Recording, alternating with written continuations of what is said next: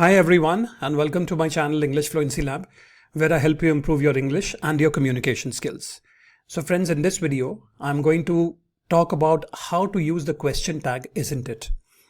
Now friends, many of my students want to learn how to use the question tag. So in this video, I'm going to dive into the details of how to use this question tag, isn't it? I'm going to cover both the positive and the negative scenarios, and I'm going to give you real world examples to make the explanation very easy.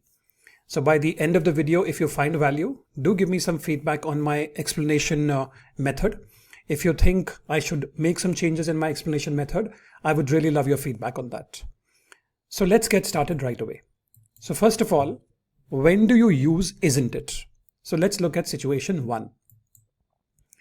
Now, you use isn't it when you want your conversation partner to agree with a positive statement, then you say isn't it at the end of the sentence. So friends, I'm going to repeat that.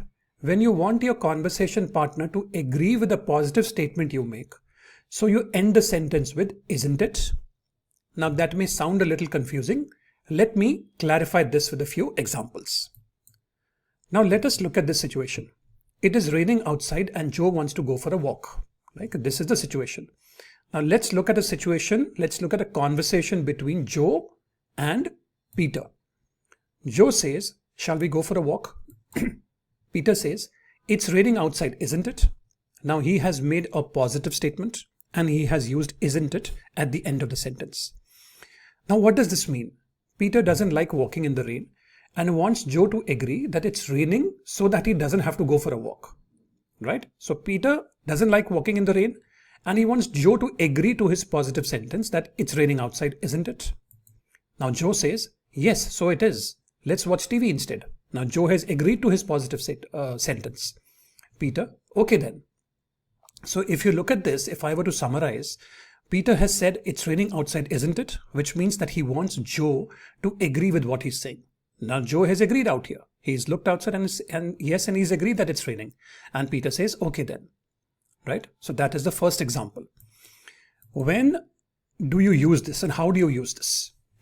So step 1, you make a true and positive statement, right? You make a true and positive statement using the verb to be.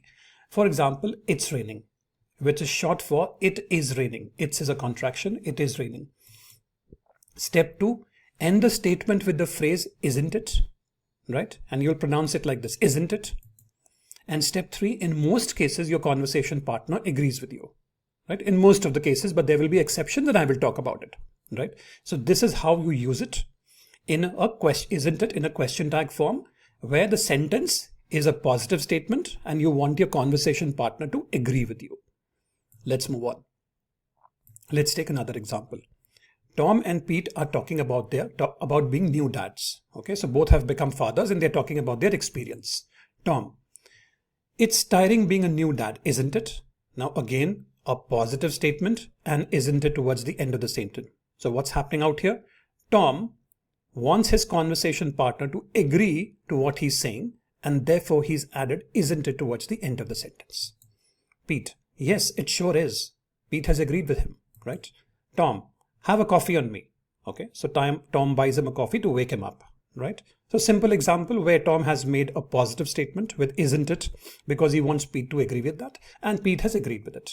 Okay, so that's a second example for situation 1. Now situation 2, sometimes your conversation partner can also disagree with you. The condition remains the same, a positive statement with isn't it towards the end of the sentence, but sometimes your conversation partner can disagree with you. Okay, let's take example 1. Tom, it's tiring being a new dad, isn't it? Now I've taken the same example out here. It's tiring being a new dad, isn't it? Now what does Tom want? Same. Tom makes a statement about being a new dad, expecting Pete to say yes. However, Pete says, not really. My wife deals with all the nighttime work. So Pete has not agreed with him. He has said, not really. My wife deals with all the nighttime work. So Pete disagrees with Tom because his wife gets up with the baby, right? So your conversation partner can also disagree with you. Let us look at example 2. George says, it's easy, isn't it? So maybe they're talking of a mathematical equation, or they're trying to understand something or trying to do something. And he says, it's easy, isn't it? Martha says, not really, I didn't get it. She says, not really, I mean, I don't understand it. I didn't get it means I don't understand it. Now the answer you're looking for is yes. The answer George is looking for is yes. However, Martha has disagreed with that. So there can also be this possibility that you use a positive statement with isn't it towards the end of the sentence, and your conversation partner may agree or disagree with you. 90% of the time he agrees with you, but there can also be the situation where he disagrees with you. Right? Let's look at another example. Tom, let's go for a walk. Pete, it's raining, isn't it? Now again, what is Pete doing out here? It's raining, isn't it? And he wants Tom to agree. Peter thinks it's raining and wants his thought confirmed. Tom, no, I think it's just stopped. Okay, Tom disagrees. It's not actually raining. Pete says, oh, okay, let's go then. Okay, so Tom has disagreed and Pete has changed his opinion. Right? So that's another example of situation number 2. Okay, now let's look at situation number 3.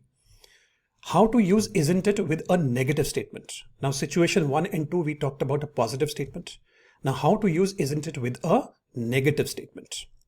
We use question tags in the negative for 2 reasons. Right? And what are those 2 reasons? First, because we want to seek the agreement of a conversation partner. That's the first reason why we use a negative statement instead of a positive statement.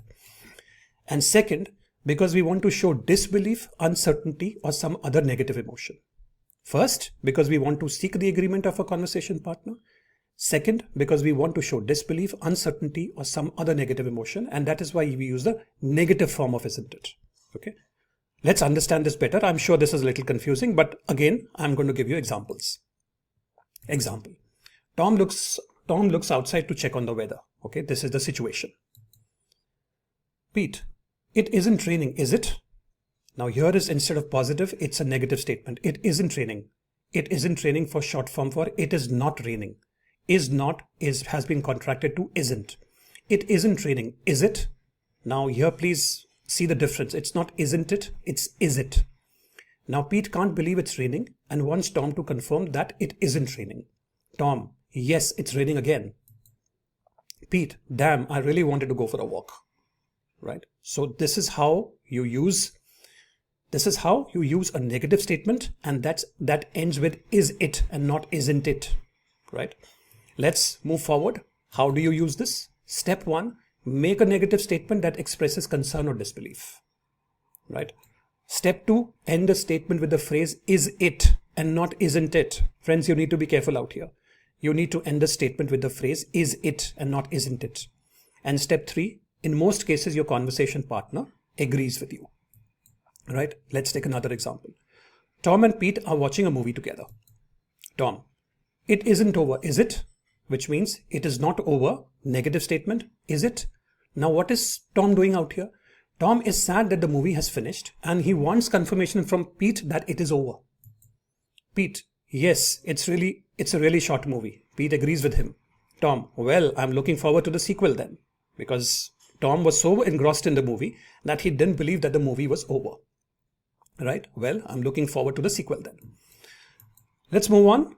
So that begs the question that why not just ask a simple question? Why complicate things so much? Why does the English language complicate things so much? When Pete says, is it raining? He's implying that he doesn't know that it's raining. Right? When he asks that, is it raining? He's implying that he doesn't know that it's raining. But when Pete says it's raining, isn't it? In this, he implies that he knows or thinks it's raining and is seeking confirmation from his conversation partner. Maybe he's not sure, or maybe he's just thinking out loud. So you see the difference, friends? When Pete says, is it raining? He is implying that he doesn't know. When Pete says, it's raining, isn't it? It implies he knows or thinks it's raining and he's seeking confirmation from his conversation partner. Maybe he's not sure, or maybe he's just thinking out loud. Other examples with the verb to be using other pronouns. I'm good at this, aren't I? He's seeking confirmation about being good at something. He's happy, isn't he? Seeking confirmation about someone's happiness. And they are working hard, aren't they? He's checking that something is true. He wants a confirmation that yes, those people are working hard. Right? So these are some other examples which can be used like this. So friends, if you have liked this video, please do give me a like. Please do subscribe to my channel.